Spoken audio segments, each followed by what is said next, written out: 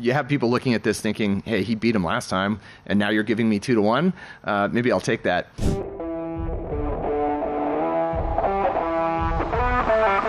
This is VSiN Primetime with Tim Murray and Jonathan Von Tobel on VSiN, the sports betting network. Reed Kuhn joining us here in studio. We have him on frequently to break down the UFC cards. You can follow him on Twitter at Fightnomics. We'll get to UFC 300, which will be taking place next weekend here in Las Vegas, the pay-per-view card. But this weekend on ESPN, you've got a main event, which I think you have a little bit of a lean on, not a massive play, but is Brendan Allen versus Chris Curtis. And if I'm looking at the market accurately, it looks like some money has come in on the dog from open. We'll use DraftKings numbers. It looks like Brendan Allen now minus 218. Curtis on the other side at plus 180, and 2.5 is the rounds juiced to the over. So when you look at the main event for this weekend's fight night, Allen versus Curtis too, how does your numbers kind of come out here? Yeah, I think the numbers agree with what the market's doing. You're going to see two-sided action on this because, first of all, these guys fought before, and Chris Curtis, the underdog now, finished Brendan Allen in their first meeting. Now, that was a while ago, and arguably, Brendan Allen was still very young and new to the UFC. I think he's improved a lot in the last few years, and he's on a run right now. This guy is a rear naked choke savant, finishing lots of people, and so I think that plays very well in this matchup. So from a numerical perspective, I agree with Brendan Allen being a strong favorite, or 2-1 favorite-ish.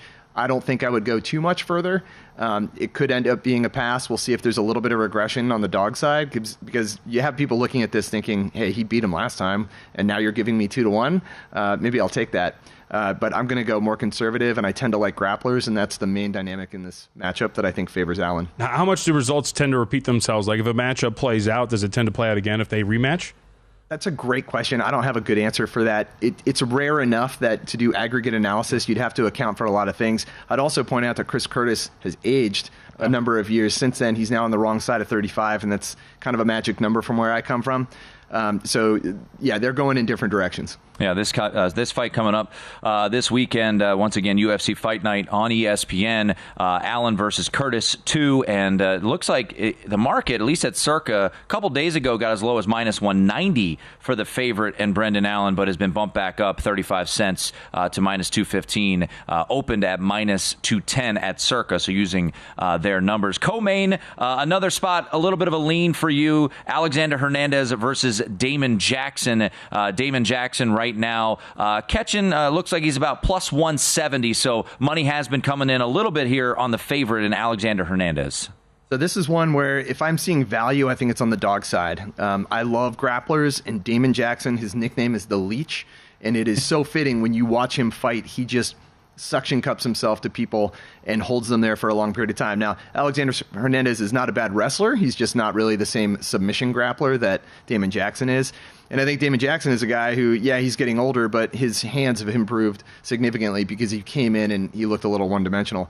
But Hernandez, surprisingly, not great takedown defense, not great ground control time, and I think that favors Damon Jackson in an underdog spot. All right, anything else on the card stick out, or anything worth a play still market available? Chalky plays, Alex Morono, Ignacio Bahamondes. I like both of those. I agree with the heavy favorites on both, especially Alex Morono facing Court McGee. Court McGee was kind of a quiet grinder back in the day. He would win fights he wasn't supposed to win, but he would also get finished a lot.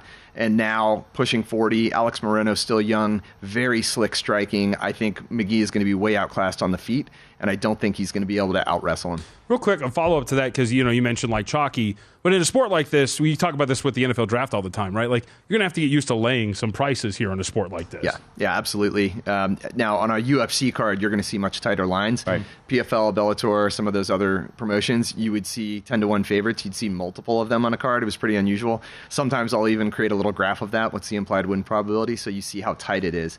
But yeah, this card is a little more chalky, but you also have some near pick'ems, women's fight, Rondemy and Dumont. That's another one where it's kind of a toss-up for me. I agree with the fact that this is basically a coin flip striking duel.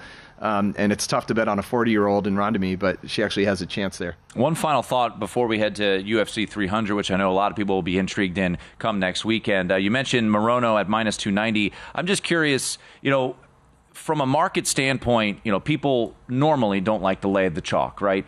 And this at Circa opened up minus 410, so has been bet down, $1.20 already to minus 290. So for you, do you find times like, all right, let's see how the market goes. People are going to take some dog money. Maybe the liability goes up a little bit, and then you slide in to maybe get a favorite on a perceived value price at minus 290 here? I'm usually waiting until Friday anyway. I mean, that's when the limits go up.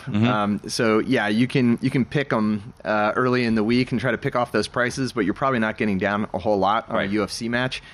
You might be able to do that in other sports, but not in the UFC. And everybody wants to wait until weigh-ins. So they want to see how that person looks. Did they completely blow weight? That's usually a giveaway that there could be an underlying injury. They just want to see how people look on the scale. So I always wait till Friday, so I don't really get to take advantage of that movement. All right, so UFC 300's coming up. General question then, what are the betting patterns like early on? Like how often or how quickly does markets for a UFC 300 card or a remaining card like this develop once they're hung up? Good question. There's you're still waiting for weigh-ins, right? Like yeah, there's still some steam going. I have been seeing favorites that I like that I have to sit back on, and I just watch that price go up and up and up, and it's a little frustrating. Because I think people do like to bet up those favorites. They like to create a bunch of parlays. UFC is good for that because you have a bunch of fights to pick in the same night, and it gives you a lot of invested interest. So I think parlays are a pretty common thing, and that's why you see a lot of chalk on the favorites.